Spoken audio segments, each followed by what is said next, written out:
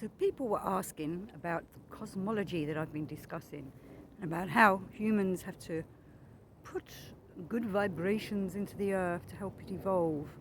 Everything's part of a reciprocal maintenance. The universe is constantly growing, changing, becoming something else. One day the sun, which is behind me, the sun will become a star, the earth will become a sun, the moon will become a planet like Earth. Now the wind's blowing just as I started speaking. Wind's picking up. There was a nice pleasant day before I started recording. And all them elementals in the wind that are helping the development of this planet.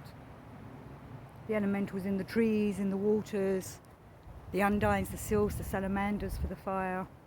They're all helping with the development of this planet.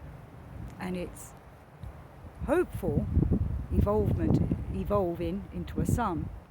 But Steiner says this might not happen if the wrong vibrations go into the planet. So every planet's evolving, and I wonder, as I've said before in shows, that maybe Mars didn't evolve properly enough.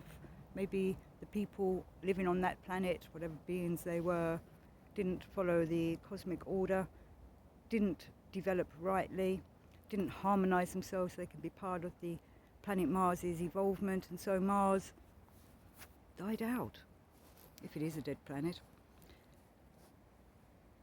And Gurdjieff kind of says the same kind of thing. Everything's developing and growing, all helping towards the divine conscience, or as he calls it, his endlessness is keeping the universe going because everything's evolving, everything's growing, hopefully, and not devolving, which is one of the things that seems to be one of the big warnings, alarm calls, that came from Gurdjieff, Steiner, Ouspensky and Bennett and such like, that humanity is on a pivotal point, as I've said before. And that balance is that if we don't do the work and develop ourselves and become harmonious beings, then our poor planet won't either. And nature will suffer. You know, the creatures won't evolve as well because they're all part of the hierarchy that will, as life goes on and develops, they will develop themselves as well, the birds, the insects, the animals, which is why we must love the animals and look after them and treat nature well, because nature is all part of this planet as well. You know, it's not just us living on it like as many people wish it was, or seem to treat it like it's just their planet and this is all here for us to do as we will. But this is why we've been given free will. We have the chance to do what we want, otherwise it becomes a dictatorship. If the divine source came down and told us what to do, I think many of us would rebel, wouldn't we? I don't like being told what to do, but I like to be able to choose what I want to do, and I choose to be conscious. I choose to want to wake up and be part of the universe's harmonious development. I want to be part of that system. It makes a lot more sense to me than the lunatic asylum that we live in, where governments are telling us to live the way they want us to live, with our 9-to-5 jobs and our 2.4 children and our lovely little houses that we're trapped in and things. We should be free beings working with the planet. Just getting blinded by the beautiful sun. Isn't it gorgeous? And that's another part of the Gurdjieff work. He says we're attaining to reach the solar. We want to be suns ourselves, in ourselves. We want to be the highest possible version of ourselves, the sun. But he also talks about, as Steiner does as well, that we have to bring the sun and the moon into us.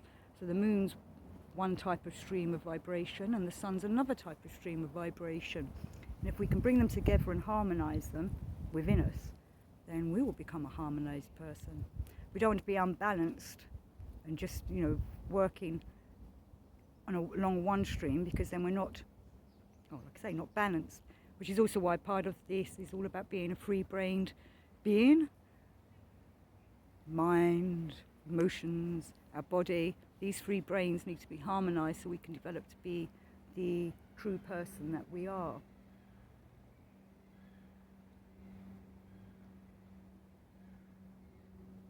So I'm listening to everyone. There's loads of people in the woods today because it's a nice sunny day, first sunny day we've had here for a while. So the world's come out. So evolve to be the solar person you want to be. sun. Oh yes, because I wanted to say about how many different esoteric writings talk about the sun is where the god is, or what's behind the sun. You know, Akhenaten, the Egyptian pharaoh that worshipped the Aten, the sun, he was actually worshipping what's behind the sun, what creates the sun, the divine source. And we have all these other gods who are part of the hierarchy, so it's okay to talk to them or worship them, but remembering that they're not the be-all and end-all, they're not the creating source. Going all cloudy.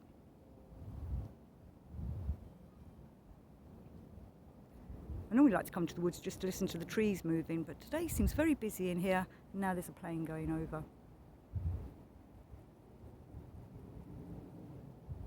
But I do think it's really important to get out to nature, get out and go for a decent walk somewhere, whether it's walking along a stream, walking through the woods, across a field, heath, lovely park. You know, it really does help balance yourself out and attunes you back to natural nature, natural vibrations, rather than the mechanical vibrations that our houses and our TVs and our work give us.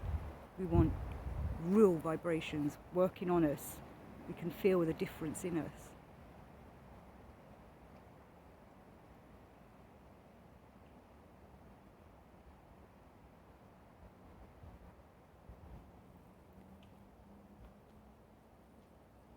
So do get out there and work along the planet, become part of its evolvement to develop into the sun.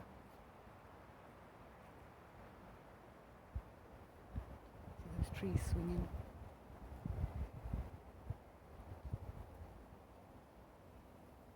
Love you all.